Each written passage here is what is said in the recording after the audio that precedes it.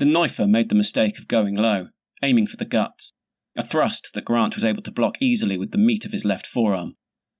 While he was blocking, he was able enough and experienced enough to know that a good forceful right hook to the jaw can end all kinds of altercations.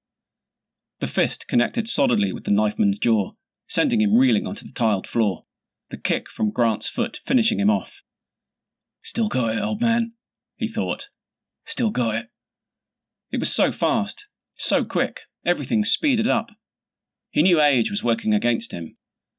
He had a moment to compose himself, and then from upstairs, from the trattoria, he could hear gunfire and screams. Katie! He did what he knew. He ran towards the danger. He was just in time to see two men, dressed in black, fighting their way through the scattering crowd.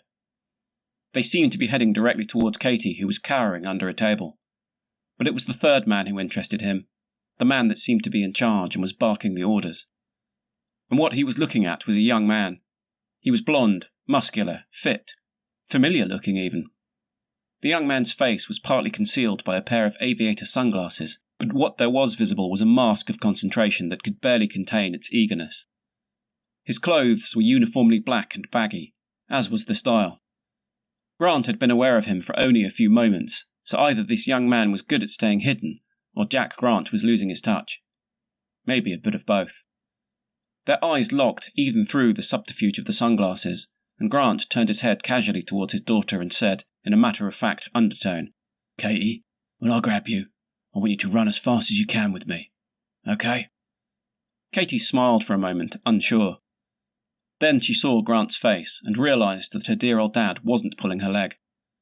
Her dad was a man with lots of past life experiences, and his face was set in that mode that he went into when he was preparing to have to do terrible things.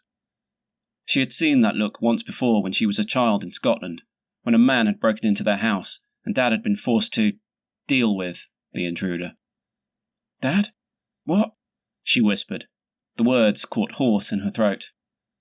Grant took his eyes away from her and moved them back to the blonde man across the street.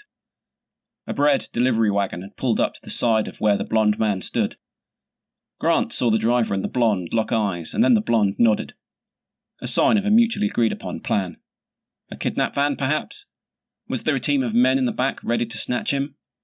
It was funny how his old skills had never left him. Grant thought the young man had the look of a soldier about him, and this was confirmed when the blonde made an aggressive sweeping motion with one arm and, reaching inside his long black coat, drew out a medium-sized black tube that Jack Grant immediately recognised as an Uzi. It was fitted with a barrel-shaped suppressor to keep the noise down. He saw the man raise the weapon and fire, a sputtering noise coming from the weapon. The man must have fired too high because the bullets impacted above their heads, shattering the glass of the restaurant window. Grant didn't even pause. He had all the information he needed about what was happening. He grabbed Katie by the arm and shouted, "Run!" And even as he was pulling and dragging her away from that outside table, through the body of the trattoria, and out through the kitchens to the rear exit, Grant could hear the familiar clatter of gunfire and the screams and panic and terror that he knew from a former life. A life that he had thought he had left behind for good.